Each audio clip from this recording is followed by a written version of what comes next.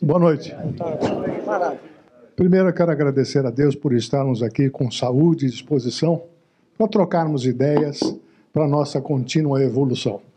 Eu fico feliz em ver assim um monte de jovens como eu, né, que ainda tem muita coisa para fazer para o futuro.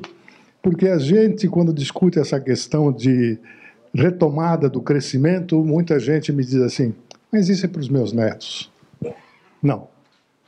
Nós ainda temos muita gasolina para queimar.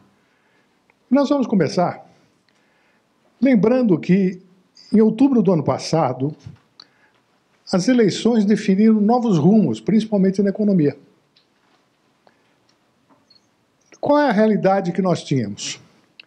13 milhões de desempregados, 341 mil empresas fechadas, economia decadente, atrasos e corrupção, inclusive com a participação do Supremo Tribunal Federal, e o povo, sentindo-se completamente palhaço, diz assim, basta. E o pessoal começou a ter uma conceituação muito clara, que lá vai, meu filho, a sua educação, saúde, moradia e o seu futuro. Nós estamos no país com a maior quantidade de corrupção do mundo. Tudo que é ruim, nós somos um dos primeiros. Desde que o mundo existe, né? Eu acho que talvez agora acelerou bastante, né? Nós estamos hoje numa realidade do seguinte, um liberalismo econômico e político que você tem que ser obrigado a mudar. As empresas precisam antecipar mudanças, porque nós, de certa forma, ficamos acomodados com as benesses do governo, sobre todos os aspectos. E hoje, para se conseguir uma geração de emprego, tem uma centelha para a retomada de crescimento. Qual é essa centelha? Obras de infraestrutura, obras de aeroportos, portos, saneamento, todas essas coisas que começam a gerar mão de obra. Quando você tem a mão de obra colocando, mas também com construções de escolas e hospitais, também na área de segurança, nós temos, então, o quê? Apenas esperando um alinhamento com o Congresso. Hoje vocês acompanham também a mídia que é completamente canhota. Qualquer coisa que o Bolsonaro queira fazer, como eu comentei há pouco com um colega de vocês, que se o Bolsonaro resolver acabar com a dengue, os de esquerda vão entrar em defesa do pernilongo. Você vai fazer propaganda política? Não. Não, eu só apenas estou contando a realidade que nós estamos vivendo hoje. Não tenho nenhuma intenção de falar sobre política, apenas olhando a realidade. Mas é isso que acontece mesmo. É isso que acontece. Que nós estamos hoje com um Congresso contra o desenvolvimento, só isso, não é político. É a realidade. E aí, então, nós vamos falar da iniciativa privada, onde vocês são os representantes puros, com várias negociações, com várias intermediações, onde a interação é muito grande. Vocês são de uma profissão muito interessante. E o que nós vamos ter que fazer? Com essas mudanças que vão acontecer, queiramos ou não, há um impacto nas empresas que precisam se antecipar às mudanças do mercado. O mercado está mudando. Tecnologia, política comercial das empresas, e política comercial também de vocês, acredito, e uma competição internacional. O Brasil agora tem chance de entrar, em consequência de ligação com a União Europeia, condições de fazer mais coisas com Israel, com Estados Unidos, etc. Isso vai nos permitir, inclusive, fazer alguma exportação.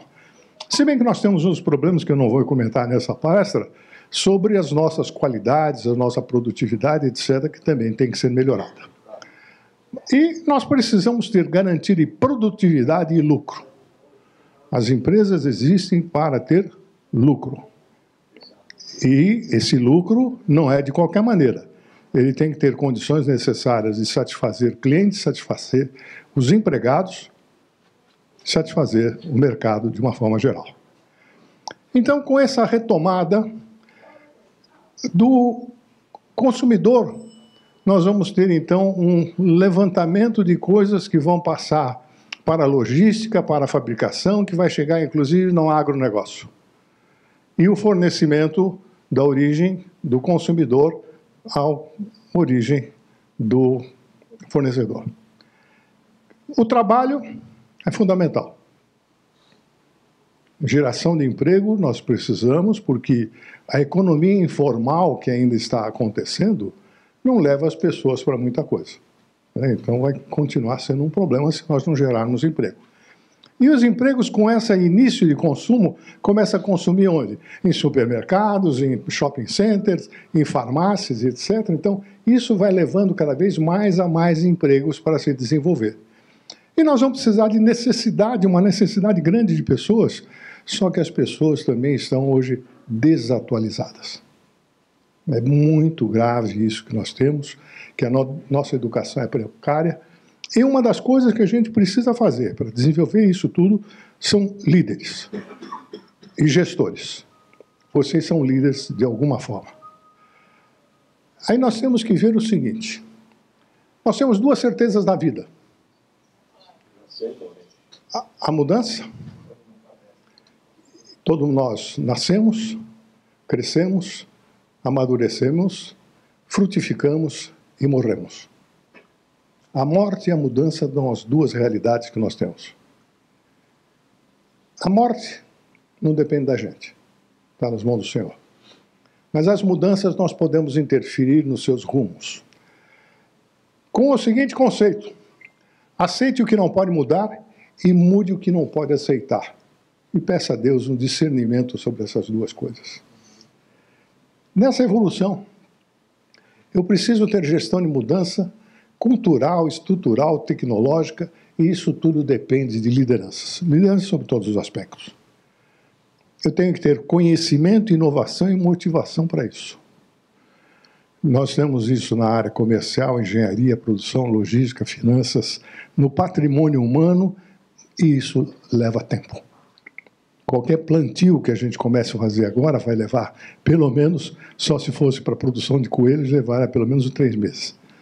Então, nós temos um crescimento para elefante e leva 2 anos, não sei se você sabe dessa evolução do bichinho. E nós estamos hoje num ritmo acelerado no mundo, com práticas, processos, métodos, alteração de gestão, criação, extinção de áreas, extinção e criação de profissões, que nós vamos discutir um pouco mais, novas aquisições, mudanças, planejamento. Nós estamos isso hoje numa efervescência de coisas que a gente tem que estar atualizado. As mudanças organizacionais passam por situações complexas. Não é uma mudança simples que vai nos resolver. E nós temos que implantar mudanças. Temos que começar. Nós temos que começar hoje. Hoje já devíamos ter começado alguma coisa para isso dar algum fruto depois. Toda vez que eu pego um projeto para fazer mudanças, desenvolvimento de empresa, alguma coisa dessa, eu me sinto como um pernilongo num campo de nudismo. Eu sei o que é para fazer, mas não sei por onde começar. Oportunidade imensa em todos os cantos. Então, eu procuro fazer a abordagem do mineiro. Tem algum mineiro por aqui, não? Oh, beleza. Então você vai me entender bem. Com aquela resposta assim: oncotom, oncovô, como vou. Então, onde estou, onde quero estar e como ir. Esses são os passos fundamentais para a nossa mudança. Então, primeiro tem uma historinha de um executivo que foi fazer um passeio de balão. Não sei se alguém já teve a oportunidade de fazer um passeio de balão, é maravilhoso. Só que o balão, ele tem só 2 controles, subida e descida, só vertical. O horizontal depende do vento. Tá? Você não tem controle. Esse sujeito subiu, fechou um temporal, ficou tudo escuro, o cara saiu de lado, etc. Depois ele acabou descendo num campo de uma universidade. Aí estava passando um aluno Ele diz, senhor, por favor, o senhor pode me dar uma informação onde eu estou? Claro, o senhor está dentro de um cesto de vime, debaixo de um balão vermelho, amarelo, preto, azul, branco. Você é estagiário, não é? Sou assim, por quê? Sua informação é extremamente precisa, mas completamente inútil. O senhor é gerente, não é? Sim, por quê? O senhor é que está perdido e a culpa é do estagiário? Mas, onde estou é a primeira coisa que nós precisamos verificar. Toda mudança começa com alguma insatisfação. Vocês, inclusive, nessa área, sabem quando é que fica uma pessoa insatisfeita onde está morando? Quando aumenta a família, quando passa a ter alguns outros dados. Então, essa insatisfação que tem que gera alguma mudança. E dentro desse mesmo conceito de onde eu estou, a primeira pergunta que a gente pode fazer é assim, o que eu preciso mudar? E quando a gente trabalha com equipe, você faz essa pergunta, todo mundo tem um monte de reclamação. O que mudar é incrível, porque o pessoal tem muita coisa da problemática. Você tem um mundaréu de informações, tudo para mudar. Muito bem.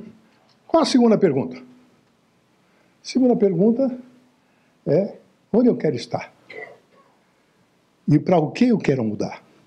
Aí a gente tem que voltar ao nosso propósito de vida pessoal e também o objetivo de nossa profissão, nossa empresa, nossos gastos todos. Onde eu quero estar? Aquele que foi minha meta, aquele que foi meu objetivo, meu propósito, e tem que ser, então, colocado. E aí nós temos muito pouca gente que começa a nos dar a solucionática. Né? Dizer o que está mal, tudo bem, mas dizer o para que você pode mudar já é um pouco mais difícil. E aí vem a terceira pergunta, como chegar lá? Como eu mudar desse estado que eu estou para onde eu quero e devo estar, já desde os meus objetivos e propósitos? Então eu tenho aqui uma evolução que eu preciso de muita criatividade. O caminho para essa mudança, pensamento, ação e consequência. Você está numa encrenca aí. Eu? Por quê? Pô, eu não queria estar então, cara. Mesmo que a gente não queira, nós estamos. Né? E por isso que eu uso sempre o tema, né? Mude antes que seja obrigado a mudar. Né? Então, é nossa obrigação estar aqui. Eu preciso, então, da liderança, às vezes, de um consultor, e eu preciso começar a pensar de uma forma estratégica. Eu tenho que ter uma visão, tenho definidas as minhas missões, tem muitas empresas que têm isso definido, a minha visão, missão, e quais são os valores que eu vou ter. Os valores de honestidade, os valores de propósitos firmes. E aqui, a gente começa com o pensamento estratégico. Se me permitem, eu vou ler um pequeno trecho de um livro. Depois de uma certa idade, a gente precisa de um olho adicional, né?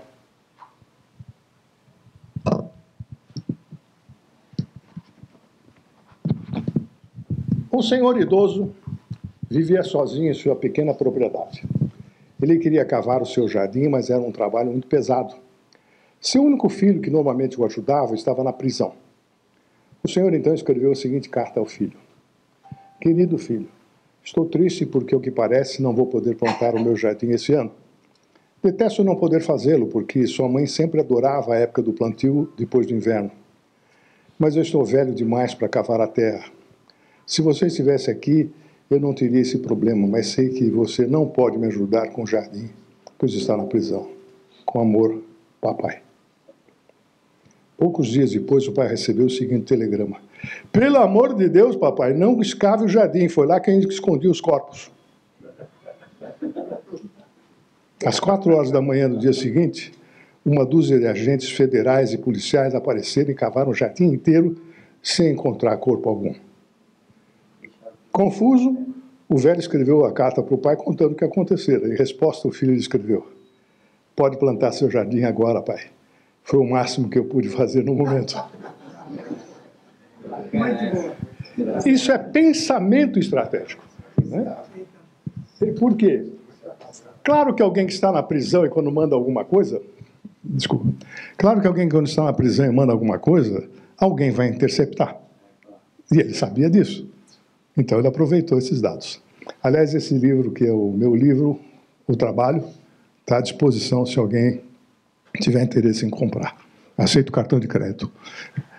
Depois que nós temos um pensamento estratégico, aí vem uma análise da concorrência e vem uma análise que a gente chama de SWOT.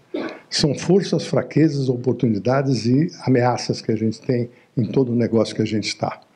Daí vem um planejamento estratégico, vem um planejamento tático, plano de ação, controle, e a gente volta para a análise da concorrência. Vocês não têm concorrente na sua área, né? Talvez os únicos que não tenham concorrente. É o que mais tem. Uma coisa que eu preciso ter, nós precisamos ter, nesse processo de mudança, é o meu objetivo.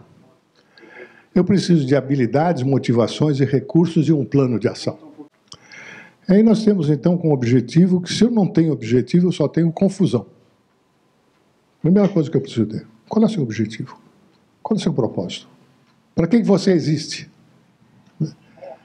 Em seguida, nós vamos verificar que as pessoas que trabalham com várias habilidades, né, o sujeito tem que resolver problema de relatório, treinamento, pontualidade, programação, negociação, etc. Tem uma série de habilidades que ele tem que desenvolver.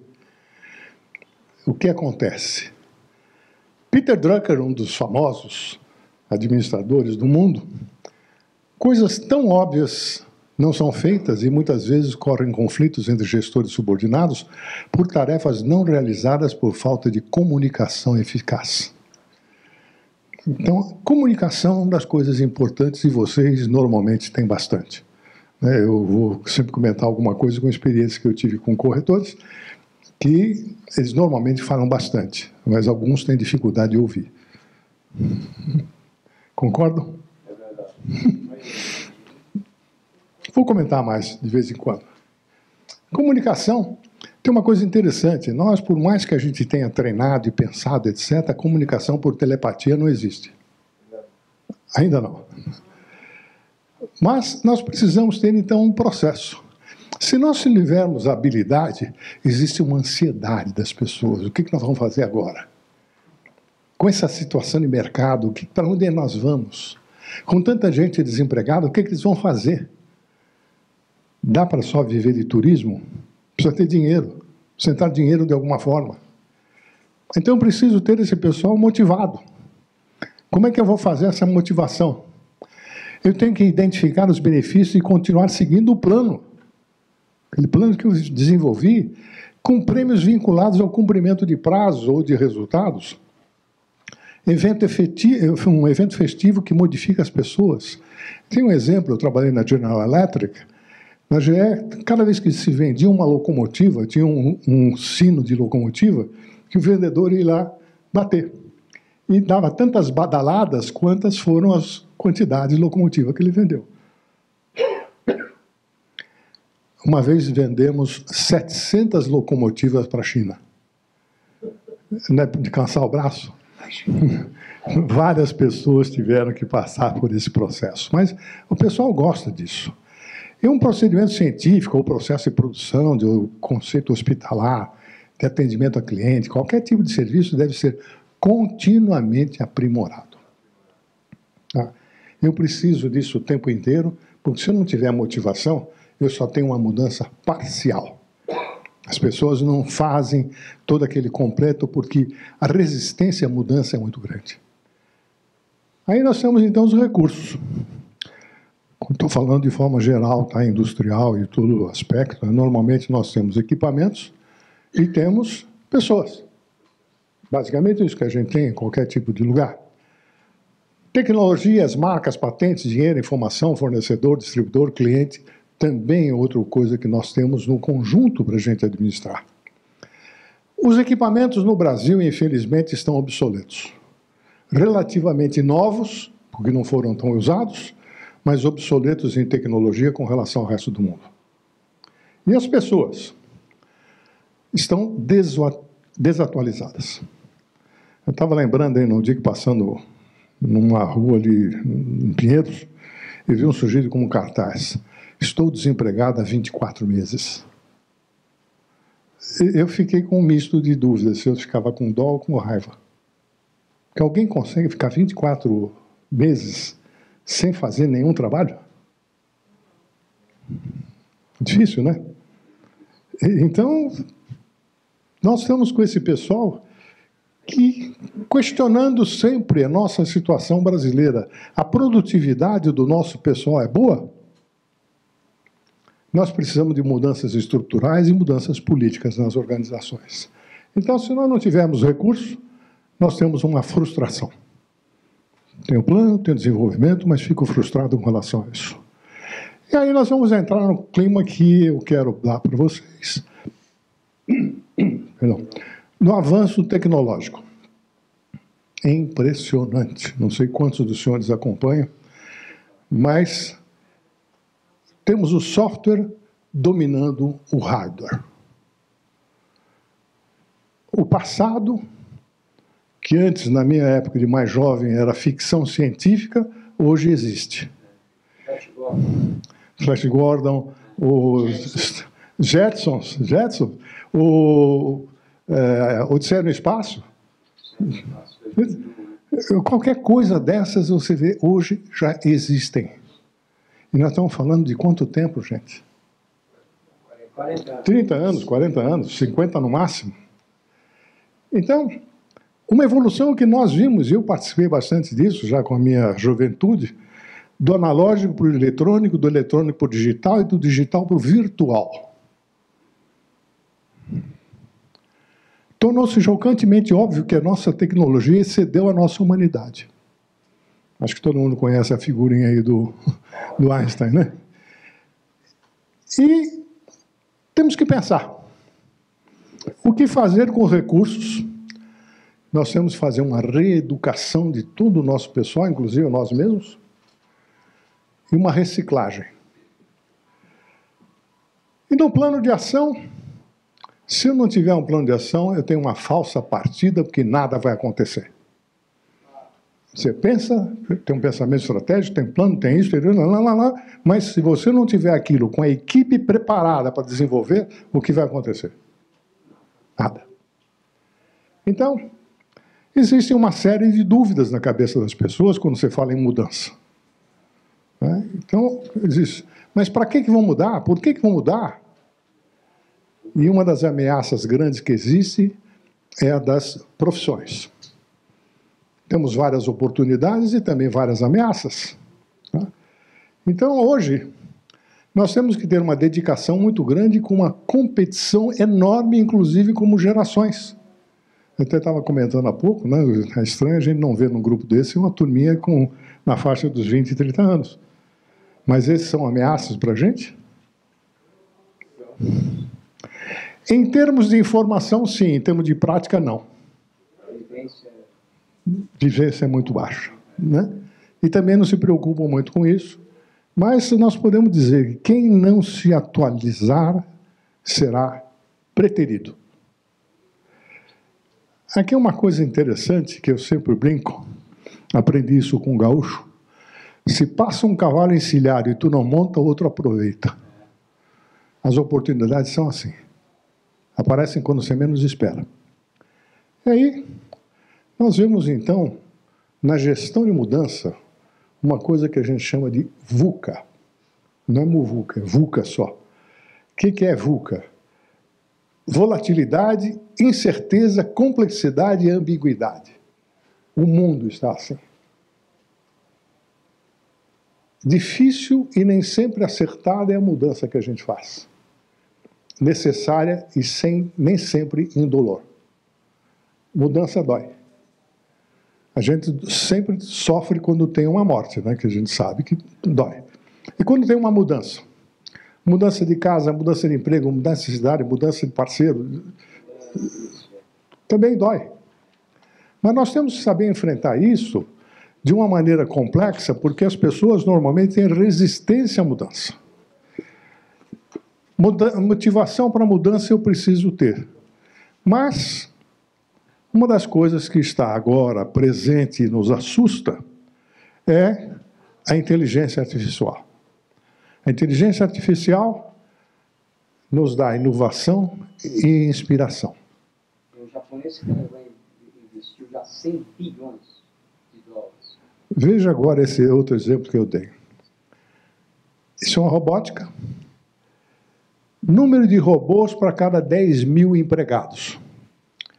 Na Coreia do Sul, 631. Singapura, 448. Brasil, 10. Dá para perceber o nosso atraso? Inclusive, uma coisa que eu comparo às vezes, os senhores sabem que nos últimos 30 anos a China cresceu tremendamente. Saiu do comunismo e foi para o capitalismo. E nós, nesses mesmos 30 anos, estamos tendendo a ir para o comunismo, socialismo, populismo. Então, essa primeira coisa que apareceu, chamado indústria 4.0, ou manufatura avançada, aconteceu em 2012, 2013, na Alemanha, quando eles juntaram governo, universidade e empresas para fazer assim, vamos mudar. E nessas mudanças todas, então, eles tiveram uma coisa que hoje é impressionante. Não sei quantos dos senhores têm vivência com fábrica, eu sou cara de fábrica. Quer dizer, hoje é uma outra figura do que aquilo que eu conheci quando me formei em engenharia. Fábricas que parecem mais hospitais. Cheguei a visitar uma fábrica no Japão, que a gente tinha que colocar um gorro, pantufas, etc., como se estivesse entrando numa sala de cirurgia. Mais limpa a fábrica do que alguns hospitais que a gente conhece aqui no Brasil.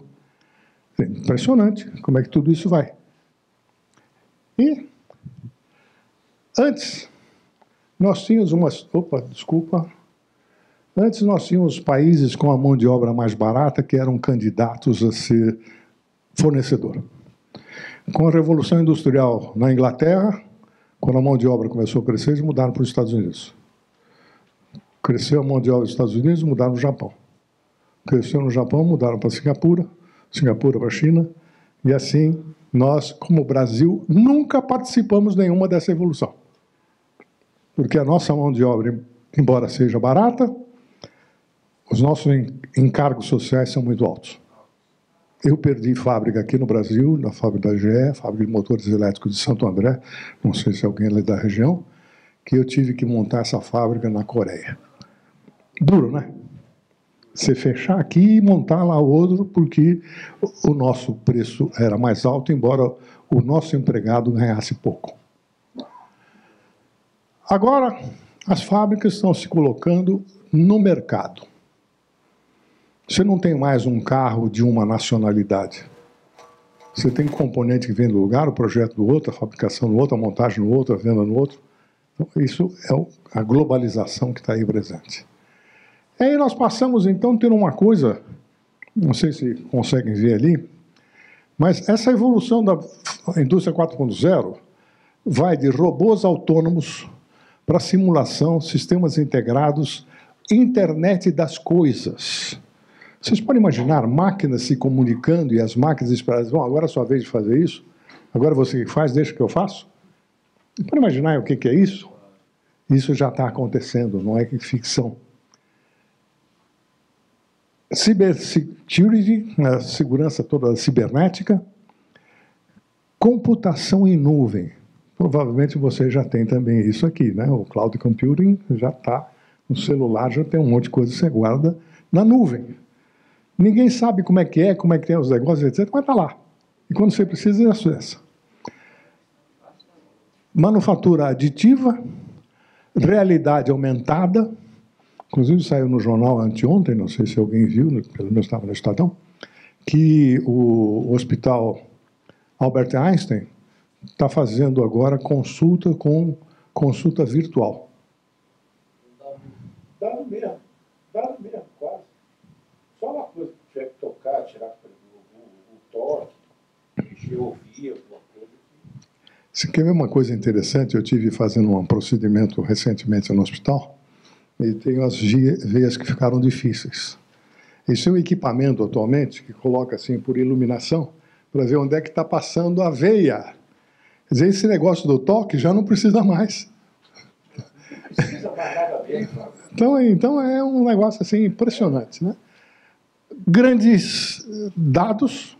Hoje você tem dado para tudo quanto é coisa, em qualquer lugar que você quiser buscar.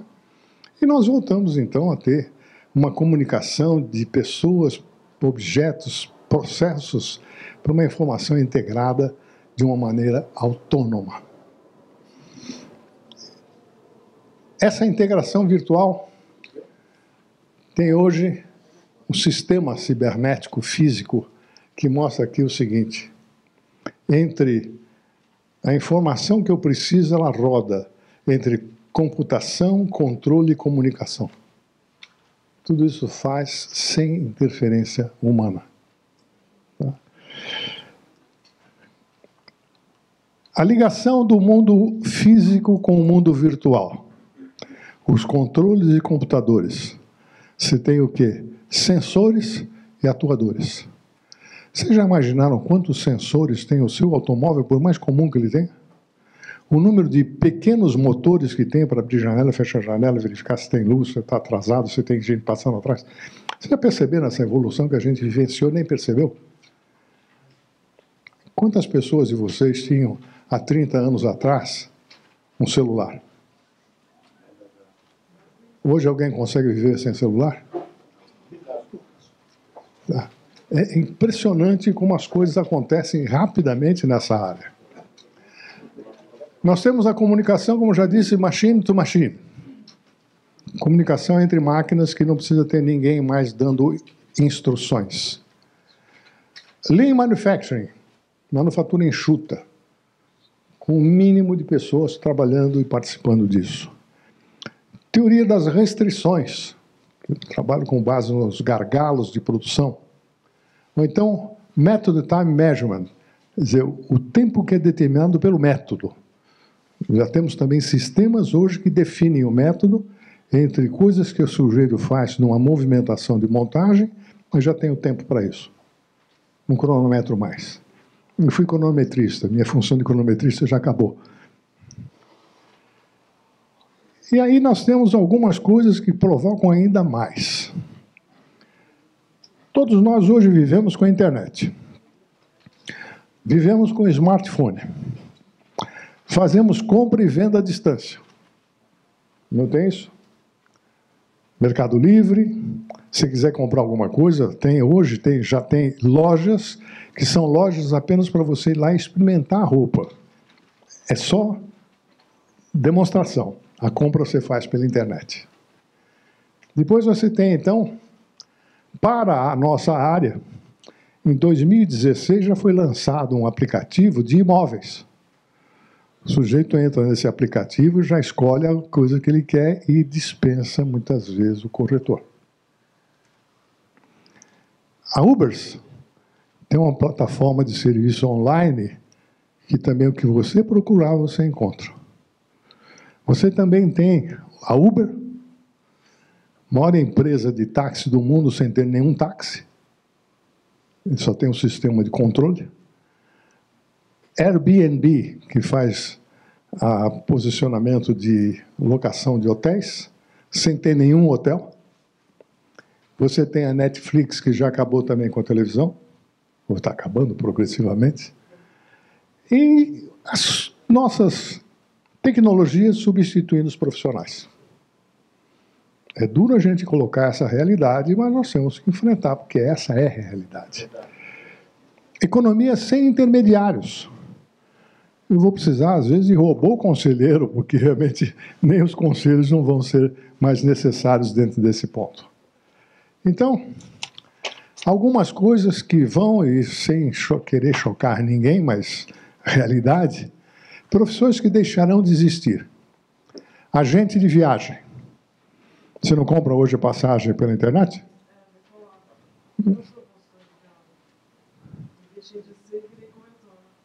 Bom, agora é a sua vez, porque o corretor de imóvel também está.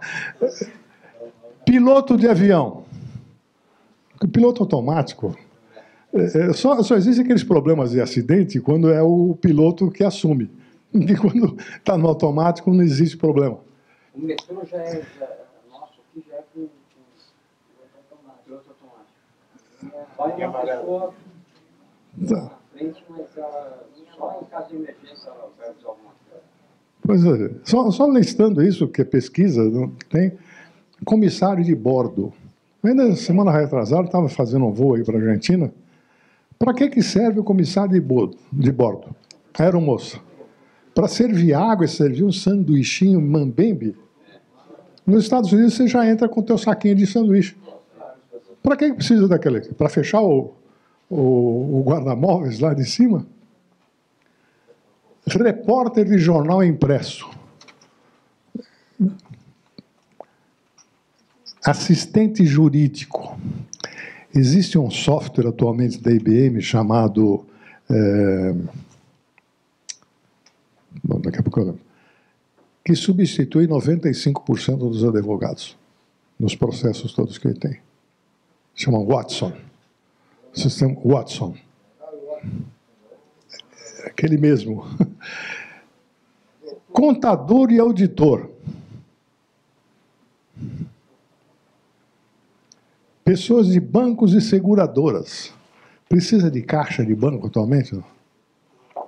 Quantas transações vocês fazem pela internet no banco? Eles cobram. Você paga uma taxa. Essa é a exploração que eles têm, porque ainda não houve uma reação completa disso. Nós todos dependemos ainda dessa intermediação, mas daqui a pouco não vai depender mais. Né? Caixas de lojas e supermercados. Lá no exterior já existe coisa que você faz sozinho. Você pega os produtos, põe numa rede, ele identifica, etc. Você paga e não tem caixa. Não é, né? Secretárias.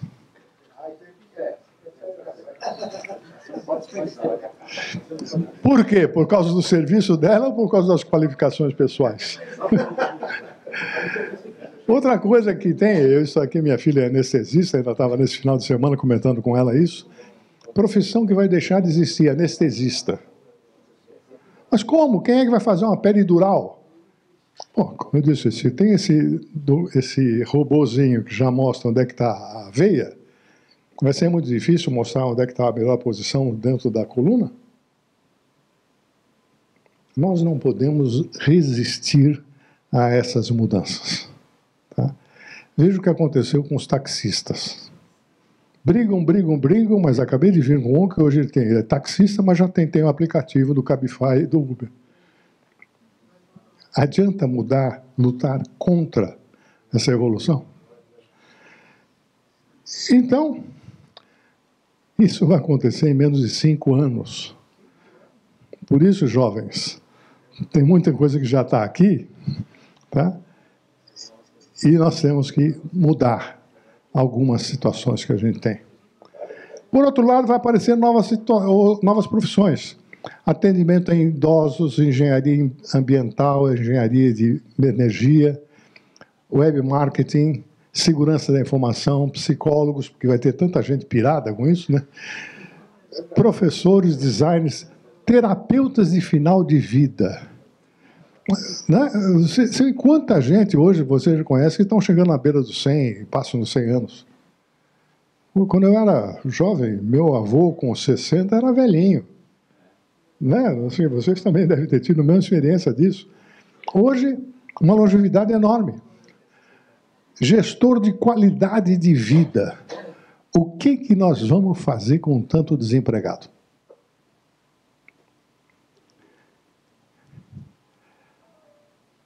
Tem uma coisa que eu escrevi no prefácio de um livro já há uns 30 anos. Para ser superado não é preciso parar. Basta permanecer com a mesma velocidade, atitude ou forma de pensar. Mude antes que seja obrigado a mudar. Ontem, nós tínhamos automação. Hoje, comunicação entre máquinas até. Amanhã, otimização. Um dia depois, a auto-organização. Que nós vamos ter sistemas virtuais, produtos abstratos, modularização, flexibilização, Tudo vai ser mais ou menos como um jogo de Lego. Tá? A montagem de automóveis hoje é isso. Mas tem coisas piores ainda para vir. Uma identidade única. Todos conheceram o código de barras, hoje já estão se habituando ao QR Code, e daqui a pouco tem também o outro sistema que é hexadecimal. Ainda pouco a gente deve ter visto isso, mas já está evoluindo no mundo. Um plano que precisa ter um roteiro pré-definido, concentração, foco, disciplina, objetividade, e nós temos que ser um senso comum, não é simplesmente o bom senso. É um senso que todo mundo tem que verificar assim, a mudança está aí. Como é que eu vou mitigar essas mudanças? Ou potencializar mais? Identificar a mudança? Onde eu estou? Para onde eu quero ir? Onde eu estou, onde eu vou? Diagnóstico da situação? Objetivos, estratégias, métodos, e para a implantação, precisa de uma preparação, uma mudança e uma consolidação.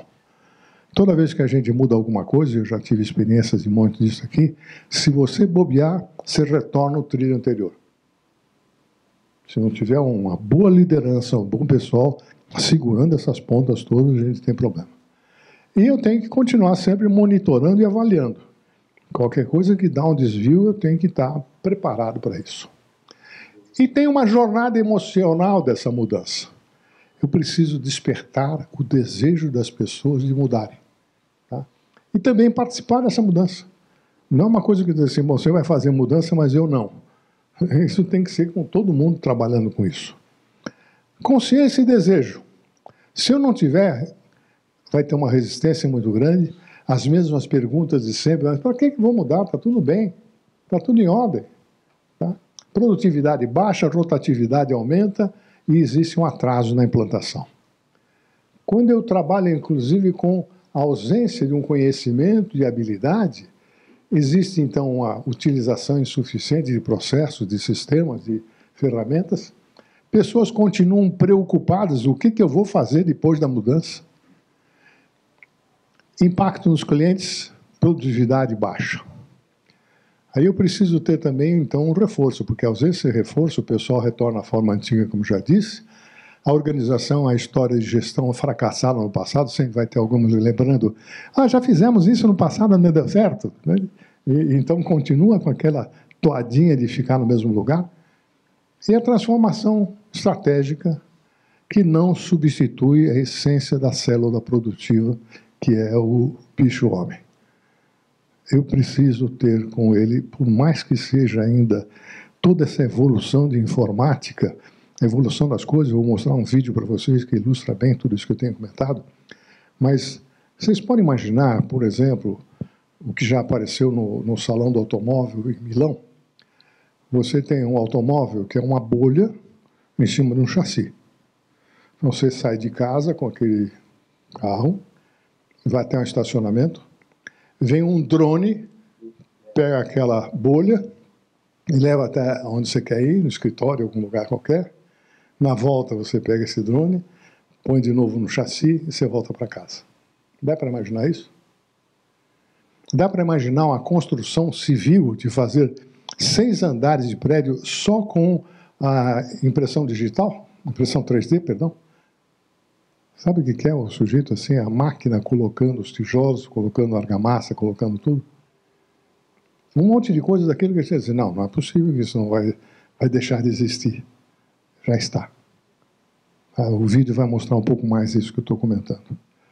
O momento é oportuno. Ou o Brasil muda, ou tem que mudar. Continuar assim, se todo mundo percebe que não dá. Por que esperar? Então, aquelas perguntas que eu fiz no começo, vocês, por favor, se façam e façam no seu negócio, na sua empresa. O que mudar, para o que mudar e como mudar. E uma visão visionária que eu tive já há uns 20 anos atrás, quando eu visitei fábricas no escuro. Vocês podem imaginar o que é uma fábrica que se apaga a luz e a máquina continua trabalhando? Era uma fábrica de medicamentos e uma outra era de fabricação de motores de pequeno porte. Só acende a luz para entrar o cara de manutenção ou alguém para abastecer a linha. Totalmente automático. Então, naquela ocasião, eu brincava do seguinte: fábrica no escuro só precisa de um guarda e um cachorro. O guarda para alimentar o cachorro e o cachorro para não deixar o guarda mexer em nada. Tudo automático. Então, vou pedir para vocês aqui uma observação. Hoje, cada vez mais está se falando da quarta revolução industrial, e esse ponto realmente é interessante, como a gente não acredita até que isso possa estar existindo, mas está. Vejam bem esse vídeo.